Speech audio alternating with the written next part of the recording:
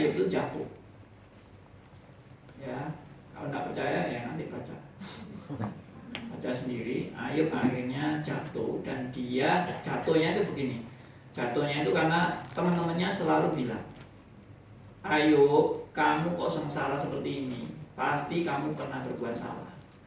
Akhirnya bilang, enggak, aku nggak pernah salah. Loh, nggak mungkin nggak salah. Kalau kamu tidak ada salah, kamu nggak mungkin sengsara seperti ini. Enggak, bener, jujur, aku nggak salah. Pasti ada salahnya. Nah, itu percakapan Ayub sama temannya itu intinya itu toh. Jadi pokoknya temannya nyalahkan terus, Ayubnya pokoknya bilang enggak, aku nggak salah. Temannya bilang salah, pasti, nggak mungkin Tuhan bikin kamu sengsara tanpa kamu punya kesalahan. Intinya gitu. Akhirnya sampai gregetan Ayubnya. Lalu sampai Ayubnya juga kecewa, dia nggak sembuh-sembuh. Akhirnya Ayubnya pun ngomel sama Tuhan. Itu di situ Ayub mulai jatuh. Nah, kita tahu jatuhnya pasti jatuhnya Ayub itu karena Tuhan juga marah sama Ayub. Karena Ayub membenarkan dirinya di hadapan Tuhan. Nah, itu orang ya begini ya. Kalau orang bilang ini, Tuhan, apa salahku? Kok aku harus mengalami seperti ini? Orang yang ngomong kayak gini pasti salah. Kenapa? Kalau sudah ngomong, Tuhan, apa salahku? Berarti dia merasa tidak bersalah. Ada orang yang tidak pernah salah. Coba, ayo, angkat tangan. Siapa yang tidak pernah salah? Angkat tangan. Nggak ada yang mani kan? Saya selalu kalau nyuruh orang angkat tangan, nggak ada yang berani angkat tangan. Karena yang tanpa angkat tangan ini orang yang bisa membuktikan dirinya tidak berdosa. Siapa? Tidak ada yang berani. Termasuk saya. Ya kan? Tuhan, salahku apa? Loh, Tuhan maafkan kesalahan nih. Sak juentrean dan tentek. Ya kan? Nah, jadi kalau tanya, Tuhan, salahku apa? Dia berarti menuduh Tuhan melakukan hal yang tidak benar. Itu. Selain tadi tidak merasa dirinya bersalah, dia juga menuduh Tuhan melakukan yang tidak benar kepada dirinya, yang dia merasa tidak bersalah. Ini orang nggak tahu diri. Kalau Tuhan mau menunjukkan kesalahannya, habis. Karena nggak ada orang nggak bersalah. Oke, jadi saudara kalau tertimpa masalah musibah, jangan tanya Tuhan salahku apa. Gak usah tanya, yang pasti ada salahnya. Tapi kalau ada salahnya, aku apa perlu tahu ini deretan kesalahanku, listnya, dibuat list apa aja kesalahanku. Ya, itu bukan yang terpenting. Yang terpenting sekarang kamu mengalami musibah, Tuhan ingin kamu lebih maju. Ya, nah ini saya paparkan tadi. Akhirnya Ayub itu jatuh. Ya, dia merasa tidak bersalah. Dia bahkan menyalahkan Tuhan. Kenapa membuat dia sampai sengsara seperti itu? Dan Tuhan marah. Dan Tuhan menunjukkan kepada Ayub, bukan menunjukkan kesalahan-kesalahan Ayub, tapi menunjukkan akan kedaulatan Allah melampaui segala alam dan ciptaannya. Allah berdaulat untuk membuat siapapun menjadi seperti Ayub. Alias, kalau sudah Tuhan buat seperti itu, nggak usah protes. Percayalah, Tuhan punya rencana, suatu rencana yang indah dan yang terbaik untuk anak-anaknya. meskipun tidak enak, meskipun tidak baik. Nah ini yang tidak gampang kan.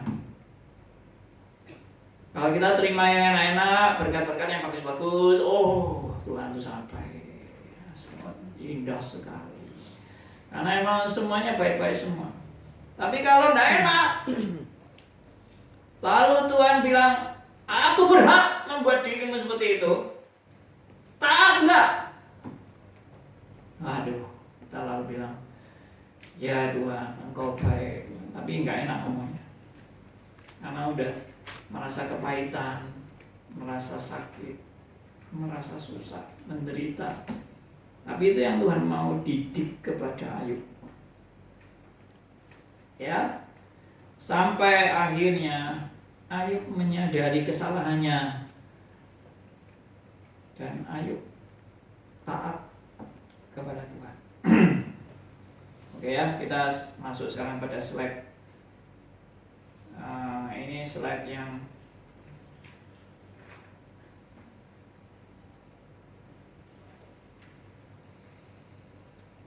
yang Ayub, Tuhan dan iblis.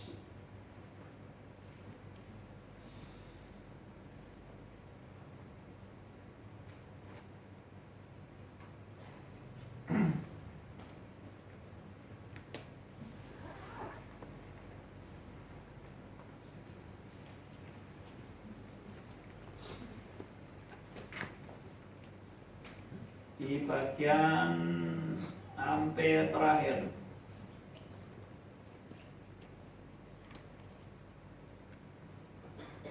slide nomor, oh ini langsung ya.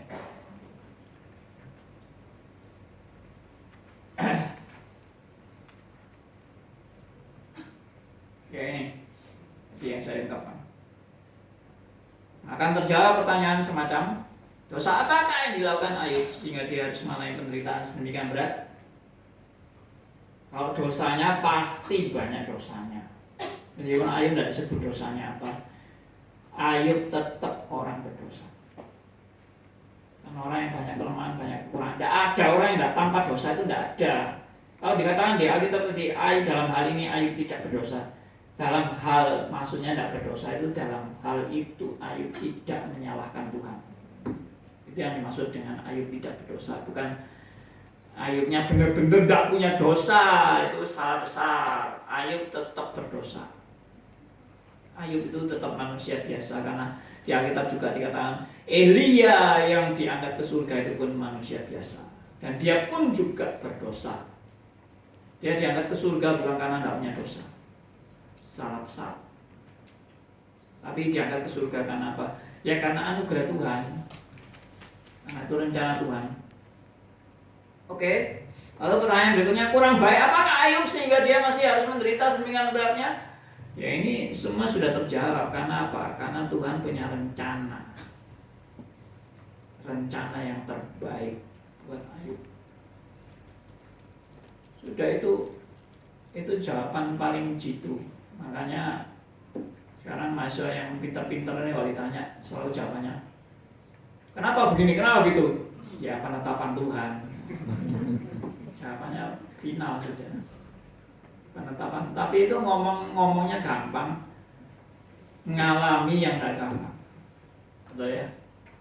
Semua memang penetapan Tuhan. Tidak ada yang bukan penetapan Tuhan. Hal yang jelek pun terjadi di dalam penetapan Allah. Tapi orang seringkali pikir yang baik-baik, penetapan Allah yang baik-baik itulah yang saya iman. Yang tidak baik saya tidak mau. Oke, berikut. Nah, ini yang bisa kita pelajari ya dari peristiwa Ayub. Jadi berkat Ayub setelah mengalami musibah sebagai didikan dari Tuhan. Pasal 42 ayat 1-6. Mari kita baca Ayub 42.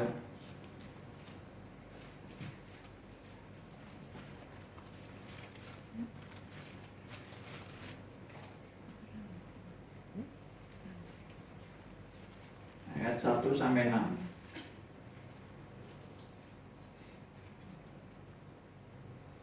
Kita baca gantian. Saya ayat 1, saudara ayat 2 dan seterusnya. Maka jawab Ayub kepada Tuhan, Aku tahu bahwa Engkau sanggup melakukan segala sesuatu dan tidak ada rencana terhadapnya. firman, siapakah dia yang menyelubungi keputusan tanpa pengetahuan? Itulah sebabnya tanpa pengertian aku telah bercerita tentang hal-hal yang sangat ajaib bagiku dan yang tidak ku ketahui. Firman-Mu, dengarlah, maka aku yang akan berfirman. Aku akan menanyai Engkau supaya Engkau memberitahu. Hanya dari kata orang saja aku mendengar tentang Engkau. Tetapi sekarang mataku sendiri memandang Engkau. Oleh sebab itu aku mencabut kata-kataku dan dengan salah aku berkata. Ya, ayat 6 menunjukkan bahwa Ayub menyadari kesalahannya. Itu ayat 6. Berarti Ayub ada kemajuan di sini ya, yaitu menyadari kesalahan dan dosanya di hadapan Tuhan. Dia menyesal. Duduk dalam debu dan abu itu menunjukkan penyesalan yang sangat dalam dan menyadari kesalahan-kesalahan di hadapan Tuhan. Justru inilah namanya kemajuan. Orang yang tidak menyadari salahnya dan orang yang merasa diri benar itu pasti tidak benar di hadapan Allah. Ya, orang yang tidak menyadari kesalahannya dan merasa benar di hadapan Tuhan pasti orang ini orang yang tidak benar di hadapan Allah. Tapi orang yang menyadari kesalahannya karena ditegur oleh Tuhan, dia sadar kesalahannya, dia sadar dia orang tidak layak, dia sadar dia orang berdosa. Ini orang yang juga tidak benar di hadapan Allah, tapi lebih maju daripada orang yang pertama tadi yang tidak menyadari kesalahannya. Ayub tetap orang berdosa, tapi dia lebih maju daripada sebelumnya. Dia sudah dibentuk oleh Tuhan. Dan secara prinsip teologi penebusan dan pembenaran adalah orang yang datang kepada Tuhan dan mengaku dosa, ya, dia akan diampuni dosa. Orang ini akan dibenarkan oleh Allah, bukan benar dari dirinya sendiri, dia dibenarkan. Dan kalau dikaitkan dengan korban Kristus, dia sudah dibenarkan karena pengorbanan Kristus bagi dia. Cuma ini nggak langsung menyebut itu, tapi secara prinsip pasti orang yang dibenarkan itu karena Kristus. Oke. Lalu Ayub punya pengenalan akan Allah yang lebih benar, ya, yaitu pasal 42 ayat 5. Nah, perhatikan ayat 5 itu. Hanya dari kata orang saja aku mendengar tentang Engkau, tetapi sekarang mataku sendiri memandang Engkau. Berarti dulu dia cuma tahu teori. Berarti dari kata-kata Ayub ini saya bisa menafsirkan kata-kata Ayub tadi di pasal 1 ayat ke-21 itu, dan di pasal 2, ya, pasal 1 ayat 21 yang katanya, dengan telanjang aku keluar dari kandung ibuku, dengan telanjang juga aku akan kembali ke dalamnya. Tuhan yang memberi, Tuhan juga yang mengambil, terpujilah nama Tuhan. Lalu di pasal 2, apakah kita hanya mau menerima yang baik saja dari Allah dan tidak mau menerima yang buruk? Nah, kata-kata ini dia akui. Dia pada waktu itu hanya mengenal Allah dari kata orang. Tapi setelah dia dibentuk Tuhan dan dihajar melalui penderitaan sampai dia jatuh dan dia sadar dia bukan orang baik waktu dia sudah dibukakan matanya oleh Tuhan. Ayub bukan orang baik. Berarti dia dulu merasa dirinya baik, dirinya orang cukup benar, saleh, ya, takut akan Tuhan, menjauhi kejahatan, jujur. Oh, baiknya Ayub ini. Dan dia merasa dirinya juga baik. Tapi sekarang dia sadar, aku nggak ada apa-apanya. Di hadapan Tuhan aku nggak ada apa-apanya. Itu yang Tuhan mau. Saya melihat daripada didikan Tuhan dalam proses orang Kristen dibentuk oleh Tuhan sampai kepada titik yang Tuhan mau, yaitu apa? Aku di hadapan Tuhan tidak ada apa-apanya. Ini yang Tuhan mau. Selama kamu merasa kamu ada apa-apanya, kamu bisa bagus di hadapan Tuhan, kamu bisa baik, kamu bisa berjasa kepada Tuhan. Ini belum dihancurkan orang seperti ini, dan Tuhan ingin dan selalu memproses anak-anaknya sampai pada titik kehancuran, menyadari aku bukan apa-apa di hadapan Tuhan. Itu didikan dari Tuhan yang Tuhan mau kepada saudara dan saya.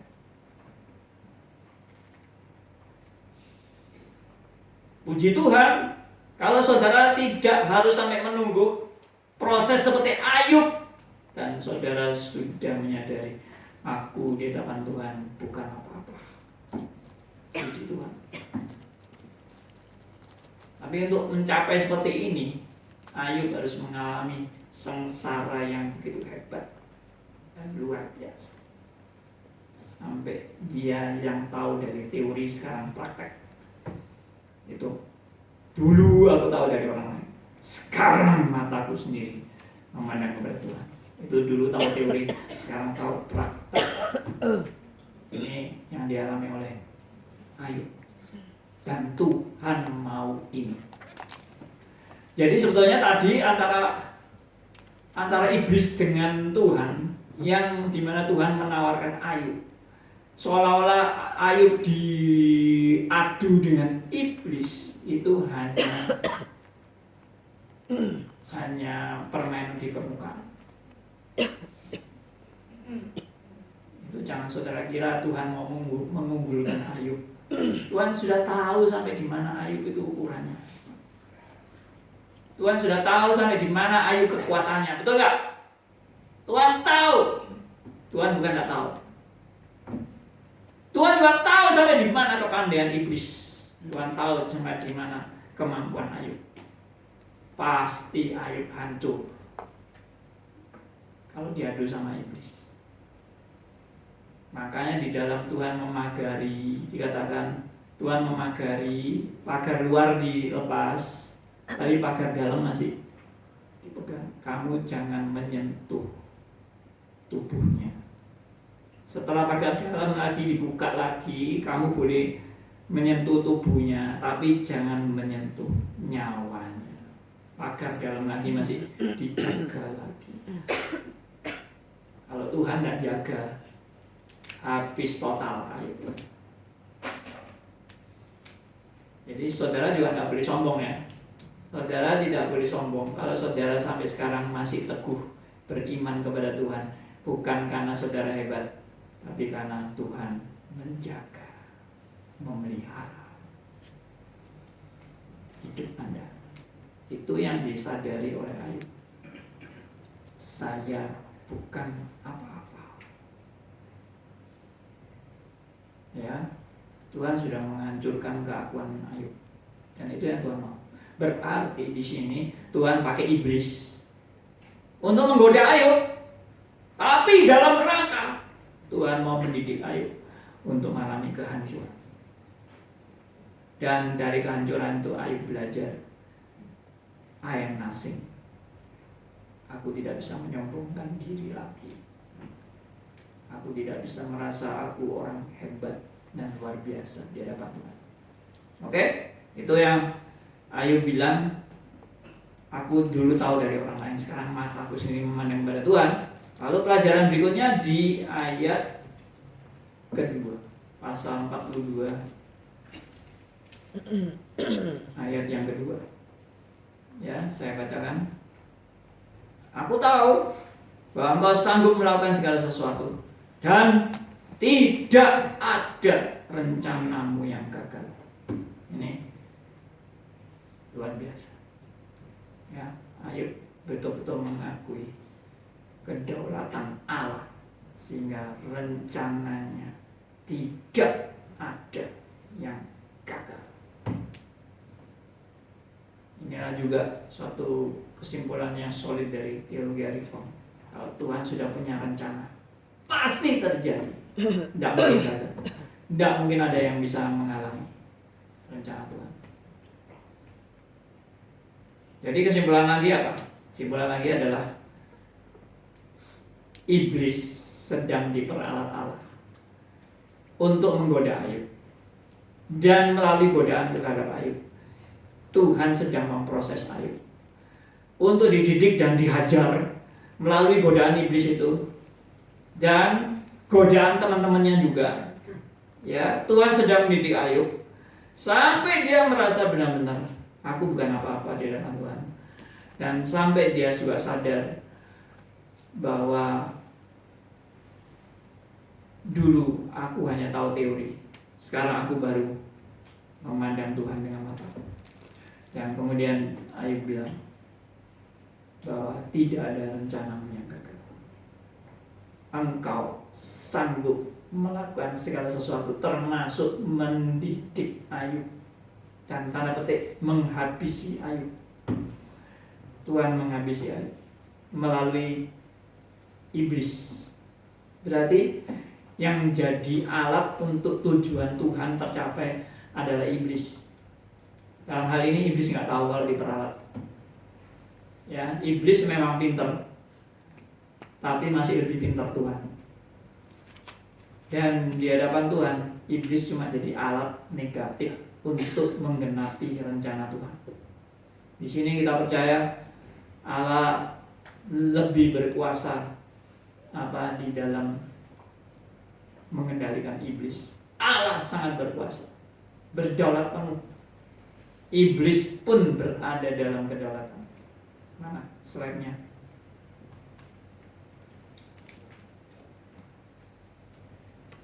Nah, jadi gambar yang benar, saya pernah sharekan gambar ini. Jadi gambar yang benar itu bukan seperti ini. Ini adalah pandangan dualisme. Ada dua kuasa yang saling beradu kekuatan, yaitu kuasa Allah dan kuasa iblis. Kadang-kadang Allah bisa menang, kadang-kadang Allah kalah. Kadang-kadang iblis menang, kadang-kadang iblis kalah. Ini kalau gambarnya kayak gini kan dualisme, adu kekuatan antara Allah dan iblis. Nah, ini salah besar. Gambarnya bukan gini. Gambar yang benar adalah sesuai dengan Alkitab. Ya, nah ini. Jadi Allah berkuasa, berdaulat atas seluruhnya, semuanya, termasuk ciptaan, termasuk alam semesta, termasuk segala makhluk, termasuk iblis berada di dalam kuasa dan kedaulatan Allah. Ini Alkitab. Ini bukan saya, ini Alkitab yang memaparkan ini. Kalau saudara anggap Allah seperti ini, ya berarti konsep Anda tentang Allah dan kekuatan iblis itu yaitu seperti yin dan yang itu, yang saling seimbang antara gelap dan terang, antara jahat dan baik, antara panas dan dingin, selalu seimbang. Nah, Tuhan tidak memaparkan itu. Kita tidak memaparkan itu. Kita memaparkan Allah satu-satunya penguasa mengatasi segala sesuatu, dan tidak ada kuasa lain yang bisa menyamai kuasa Allah. Dengan demikian, semua berada di dalam kedaulatan dan kuasanya yang sempurna. Oke. Sekarang sudah ini, saya akan teruskan ya sampai kira-kira 8:30. Nanti ada break, lalu baru tanya jawab. Sekarang saya masuk pada file berikutnya.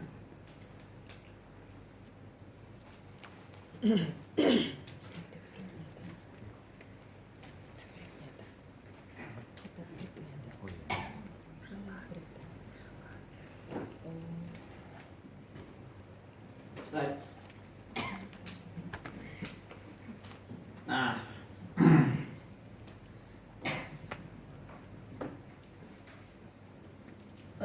Saya sekarang mau memaparkan banyak kesalahan dari orang Kristen tentang konsep penderitaan. Jadi kita sudah bahas tuh semua tentang Ayub dan kenapa Ayub bisa menderita. Itu juga karena kedaulatan Tuhan. Jadi penderitaan tidak di luar kedaulatan Allah. Penderitaan di dalam kedaulatan dan kuasanya dan kendalinya. Allah bukan tidak berdaya dalam penderitaan. Allah tetap berdaulat dalam seluruh penderitaan. Meskipun kita kadang nggak ngerti kenapa ini bisa terjadi, tapi kita harus tetap beriman Allah berdaulat di dalam segala sesuatu, termasuk dalam penderitaan. Itu tadi misalnya peristiwa ada mahasiswi sekolah kita diperkosa, di mana pertolongan Tuhan dan kasih Tuhan. Itu kita nggak nemu jawabannya. Sampai sekarang pun kita nggak ketemu jawabannya. Kita nanti di surga mungkin baru bisa ngerti. Ya. Nah, sekarang membahas tentang penderitaan. Nah, ini kebanyakan manusia seperti ini. Yaitu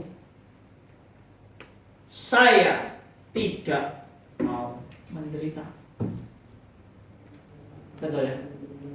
Ini kebanyakan manusia, saudara dan saya. Coba siapa di sini yang senang menderita karena tidak ada lagi. Saya selalu kalau tanya yang aneh-aneh. Dan yang aneh-aneh ini tidak ada yang mau jawab. Ya, saya tidak mau menderita. Ini keinginan semua orang. Maksud saya, kalau ada orang yang senang menderita, pasti ada kelainan. Ya kan? Mungkin patah hati atau ditinggal pacare, wes aku mati aja. Nah. Oke.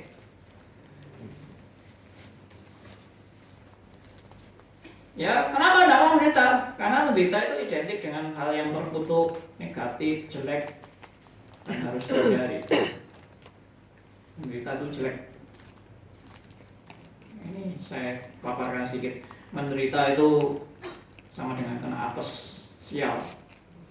Karena itu mari kita berlomba-lomba menjauhkan diri dari apes, dari sial ini, dan cari hidup hoki, ya, alias jangan sampai kena sial, alias bisa untung terus. Makanya orang Tionghoa terkenal dengan hokinya. Sehingga ada toko hoki. Lalu gereja pun, wah, ternyata gereja juga tidak luput dari berlomba-lomba seperti ini. Berlomba-lomba mengejar hidup sukses, berkelimpahan harta benda, sehat walafiat, dan menjauhkan diri dari segala penderitaan. Nah, ini banyak gereja yang seperti ini juga. Ikut-ikut cari hoki gerejanya. Ya. Nah, ini yang terjadi konsep-konsep orang tentang penderitaan. Nggak mau menderita. Siapa sih yang senang menderita? Saya juga nggak mau kok. Berikutnya, akhirnya hidup kita ini kena dampak selalu merasa was-was, yaitu jangan sampai sial, jangan sampai sial, jangan sampai itu terjadi pada diriku. Ya, dijauhkanlah itu kiranya daripadaku, ya, seperti tadi itu yang awal saya sebutkan. Kita telah diracuni pemikiran dunia yang mengatakan bahwa ada bagian hidup yang sial, apes, dan ada bagian hidup yang untung, hoki. Jadi yang sial itu kita jauhi, yang hoki kita selalu mendambakan. Makanya tiap tahun baru selalu doanya adalah sukses. Tahun baru ada sukses, bahagia, ya, penuh dengan berkat-berkat. Ya, siapa yang mau tahun baru, sialah Anda, wah, ada itu ya. Selalu sukses, bagus. Kalau habis melayat orang mati, kita harus buang sial, mandi kembang barang, ya toh, buang uang di jalan atau pakaian dibuang dan lain-lain. Oh, pakaian habis datang dari orang mati, pakaian ini pakaian membawa sial ini ya, buang aja langsung bakar pakaiannya. Itu dari yang model-model gitu. Karena mati itu apes, mati itu sial. Nah, ini semua adalah ajaran-ajaran yang meracuni orang percaya. Saudara dan saya, termasuk pendeta-pendeta gereja-gereja banyak yang juga anggap ini sial, makanya selalu mendoakan untuk sukses, mendoakan kaya, mendoakan berhasil, mendoakan sembuh dari penyakit. Ya, penyakit itu terkutuk, sial, dibuang jauh-jauh dan sebagainya. Selalu seperti itu. Biasanya gereja seperti itu baru reform kalau akhirnya mati. Kalau sudah mati, lalu jawabannya apa? Ya sudah, ini kehendak Tuhan, ini kedaulatan Allah. Tapi waktu masih hidup, sembuh,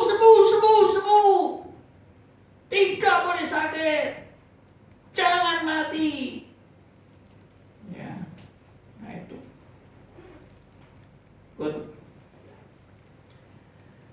Di pihak lain, nah ini saya mau seimbang ya. Di pihak lain juga ada paham bidat yang mengajarkan penderitaan adalah puncak rohani. Ada ini memang ajaran seperti ini, sehingga manusia diajar untuk menyiksa diri dan mencari-cari penderitaan.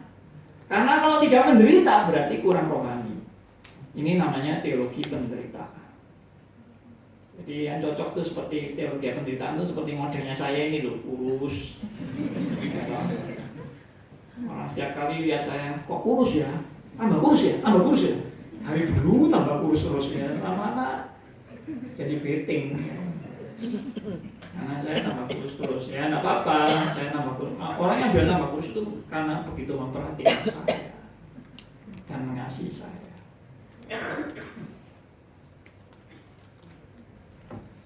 Nah, yang benar bagaimana? Harus kembali kepada Alkitab, dan Alkitab mengajarkan pada saudara-saudara dan saya namanya pembaruan budi, renewing your mind. Nah, itu kalau dengar radio RMC, ya suaranya Pak Kito, renewing your mind, ya harus pembaruan budi. Roma 12 ayat 2. Janganlah kamu menjadi serupa dengan dunia ini, tapi berubahlah oleh pembaruan budimu, sehingga kamu dapat membedakan manakah kehendak Allah, apa yang baik, yang berkenan kepada Allah, dan yang sempurna. Nah, pembaruan budi itu tadi mindset yang salah, pikiran-pikiran yang salah harus dirombak. Saudara tidak boleh lagi bilang mati itu sial, ya, penderitaan itu adalah terkutuk, itu adalah harus dijauhkan, itu apes, itu tidak hobi, apa-apa segala macam itu. Nah, itu pikiran kayak gitu harus dirombak. Jangan jadi orang Kristen yang punya pikiran-pikiran yang salah. Meskipun memang tidak gampang, saya lagi tidak mudah. Tapi lebih baik punya pikiran yang benar dulu, meskipun belum siap menghadapi, daripada punya pikiran salah dan tambah tidak siap menghadapi. Orang yang punya pikiran yang yaitu tadi teologi sukses, teologi kemakmuran, kekayaan, teologi kemakmuran dan kesembuhan apa segala macam, itu kalau menderita bagaimana? Aduh, pasti konsepnya Tuhan tidak mengasihi aku, Tuhan mengutuk aku, Tuhan meninggalkan aku, Tuhan tidak mau menyembuhkan aku, Tuhan jahat. Ya gitu kan? Karena apa? Karena konsepnya dia, kalau Tuhan ngasih pasti menyembuhkan, kalau Tuhan ngasih pasti jadi berkat, kasih berkat, wah jadi kaya raya, sukses segala hal, tidak mungkin sial, tidak mungkin kena musibah.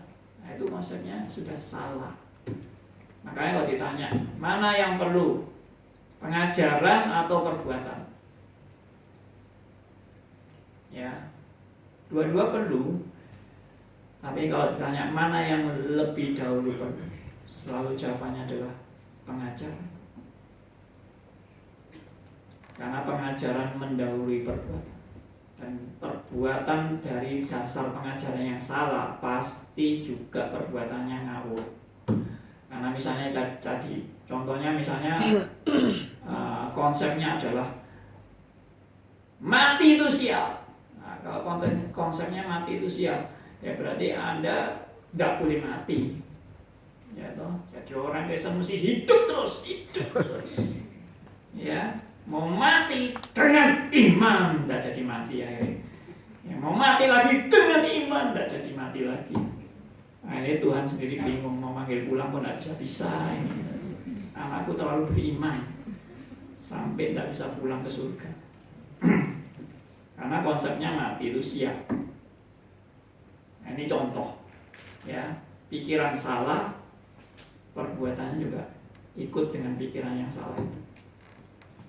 Oke, saya tidak bilang kalau pikirannya benar pasti perbuatannya benar, saya tidak bilang gitu loh ya.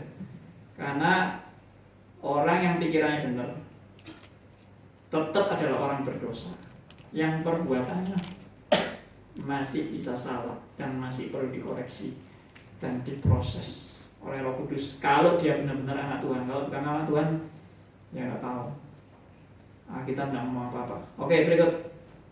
Penderitaan itu merupakan berkat, bahkan kasih karunia. Nah, ini konsep harus dirubah. Kita seringkali bilang penderitaan itu sial, tapi Alkitab bilang penderitaan itu berkat dan kasih karunia. Itu bukan penderitaan yang dibuat-buat sendiri, atau bukan karena akibat dosa yang dilakukan atau kita lakukan, tapi justru karena dalam rangka hidup sebagai orang percaya yang memenuhi panggilan melakukan misi kehendak Bapa. Jadi penderitaan itu dalam rangka kita sebagai anak-anak Tuhan yang terpanggil melaksanakan misi kerajaan Allah. Kalau itu kita harus menderita, itu adalah kasih karunia Allah. Itu adalah berkat, bukan kutuk. Ya, kasih contoh misalnya ada cerita hamba Tuhan yang penginjilan di satu tempat, kemudian dia malah tambah ditangkap dan akhirnya dibunuh ramai-ramai oleh masyarakat setempat.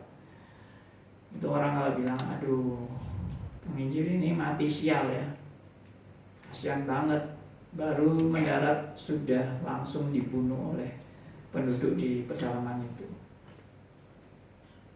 Nah, ini mirip seperti Stefanus dilempari batu, mirip seperti Yohanes Pembaptis dipenggal kepalanya. Ya, banyak martir-martir yang bahkan dibakar hidup-hidup juga banyak. Nah, kalau melihat seperti ini lalu kita bilang, oh ya, orang kayak gitu kasihan ya, karena terkutuk atau karena tidak dipelihara Tuhan, karena Tuhan meninggalkan dia, karena dia mungkin juga tidak taat sama Tuhan atau dia menjauh dari Tuhan. Banyak teori-teori. Tapi yang jelas kita bilang orang yang sudah jadi anak Tuhan, dia dipelihara oleh Tuhan. Dan kalau dia menderita penderitaan dalam rangka dia sebagai anak Tuhan, itu adalah kasih karunia bagi dia. Puji Tuhan, ini tidak gampang juga. Mengalami penderitaan dan mengatakan itu kasih karunia, itu tidak mudah. Ya, Filipi 1 ayat 21 mengatakan penderitaan adalah karunia, bukan kutuk, tapi karunia. Coba kita baca Filipi 1 ayat 21. Ini sudah ayat terkenal sekali. Ayat 29. Maaf. Filipi 1 ayat 29.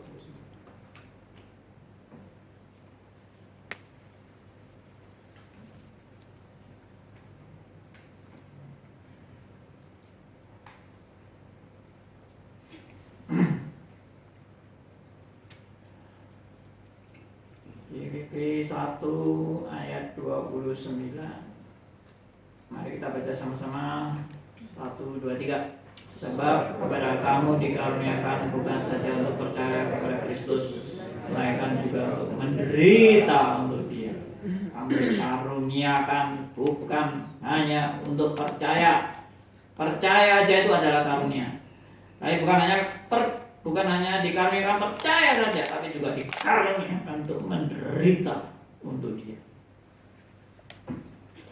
Ya, lalu 1 Petrus 2 ayat 19 sampai 20, penderitaan itu sebagai kasih karunia. Ya, ini tidak usah diragukan lagi bahwa kalau kita harus ikut Kristus dan kita menderita bagi Kristus, itu adalah kasih karunia. 1 Petrus 2 kita baca. 1 Petrus 2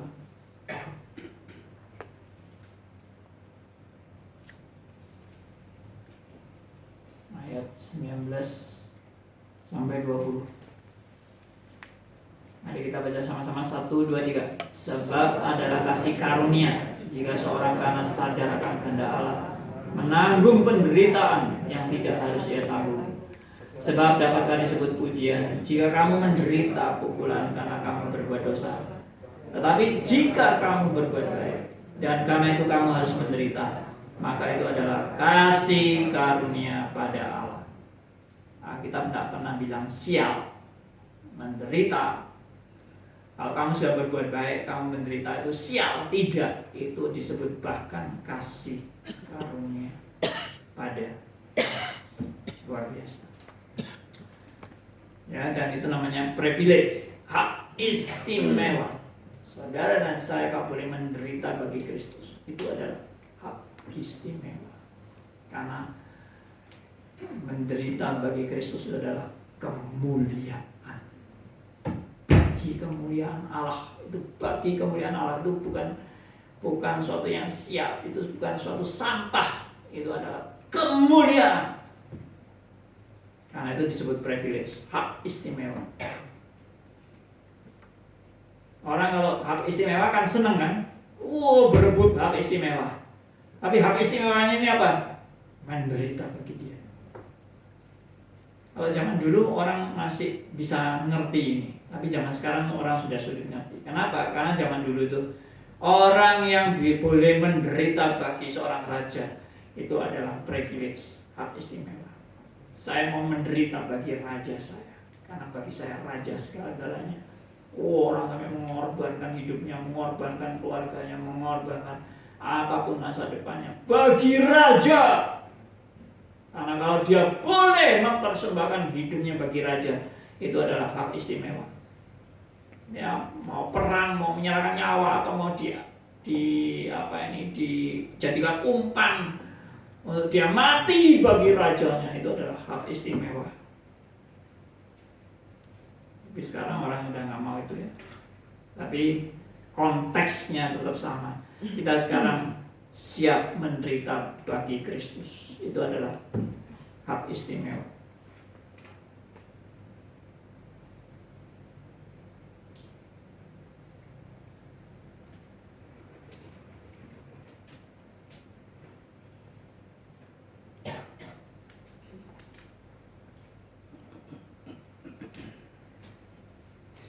Nah, ini banyak pertanyaan.